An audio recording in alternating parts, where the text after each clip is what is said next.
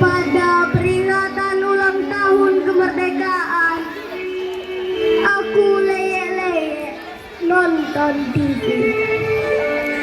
Ketika lagu kebangsaan sorak-sorai dikumandangkan, si Udin cucuku pelan-pelan mendekat lalu berbisik, "Kek, apakah kita sudah merdeka?" Aku terkejut. "Hah? Apa?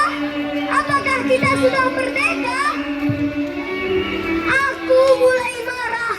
"Siapa yang menyuruhmu menanyakan itu?" Aku baca di koran.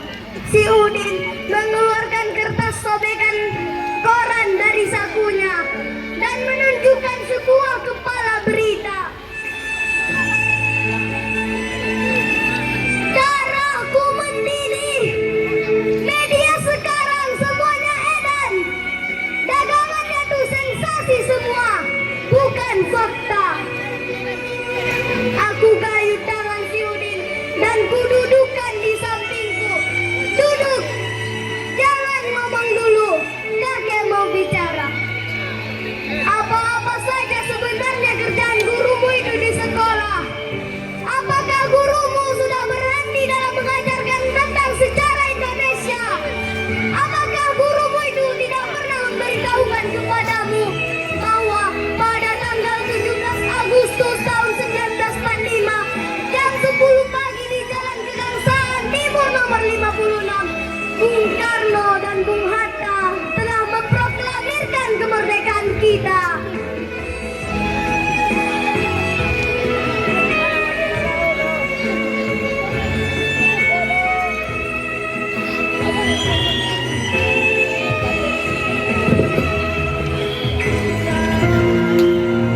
Proklamasi kami bangsa Indonesia dengan ini menyatakan kemerdekaan Indonesia. Hal-hal yang mengenai pemindahan kekuasaan dan lain-lain diselenggarakan dengan cara saksama dan dalam tempo yang sesingkat-singkatnya. Jakarta, 17 Agustus 1945, atas nama bangsa Indonesia, Soekarno, Hatta.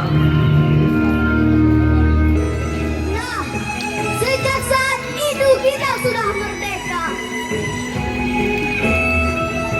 Jadi kita sudah merdeka ya, Kek?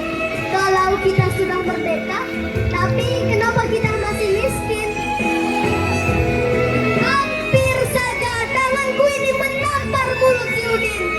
Untung aku ingat kalau anak ini masih cucuku sendiri. Sambil geram, "Udin, dengarkan baik-baik. Kalau kita ini sudah merdeka, itu artinya kita sudah bebas dari penindasan penjajah. Artinya kita sudah bebas dalam menentukan nasib kita sendiri. Kita bebas dalam berbuat, kita bebas berpikir, dan kita sudah bebas dalam menentukan sikap kita sendiri. Tapi kalau kamu itu lapar, miskin, sakit, terpuruk, gagal, kecewa, kalah, hina, merdeka itu bukan urusan kemerdekaan." Gini, kalau kamu itu mau kaya, harus kerja keras, mencari sendiri kekayaanmu, membalik sendiri nasibmu. Tidak ada orang yang mau nolong. Harus berani bersaing, harus berani berkorban, dan harus berani berjuang melawan tantangan. Tidak ada orang itu yang mau menyuapi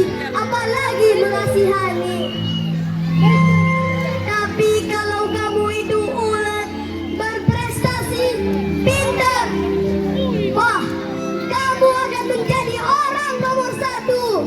Tapi kalau kamu itu malas, bodoh, teler, melempem, bayarnya hanya mengeluh, mengemis, protes. Oh, yakin kamu akan menjadi orang kere seumur hidupmu.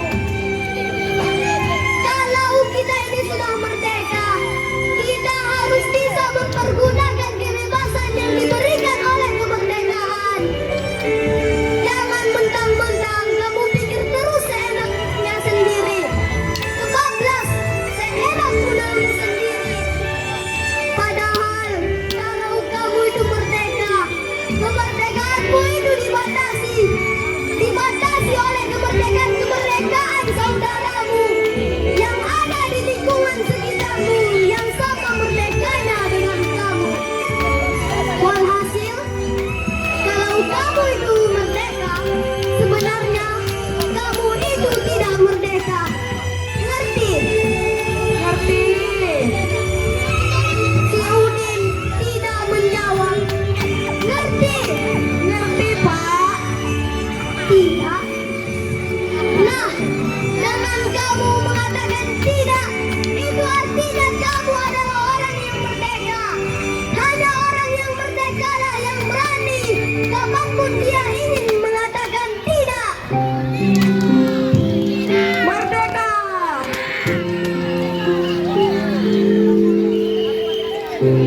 Jadi kita sudah merdeka ya, Kek?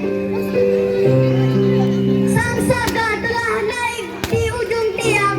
Anggun berkata, aku telah turut, aku telah ikut membayar ongkos perjalanannya hingga kakiku pincang sampai sekarang.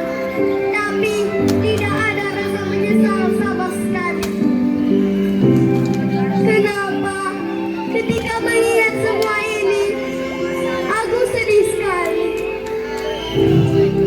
Apakah ini yang artinya kemerdekaan?